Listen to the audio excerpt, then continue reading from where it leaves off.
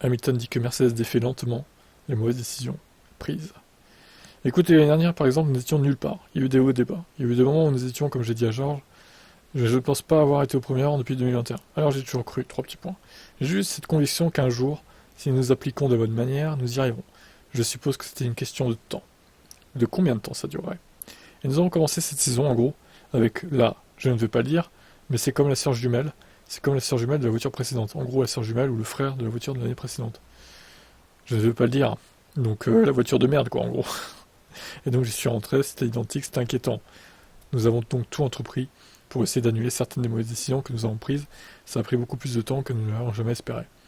Mais nous commençons à avoir des avantages lentement, et nous avons encore de grandes étapes à franchir pour vraiment être encore plus à l'aise dans la voiture, pour défier constamment la première ligne.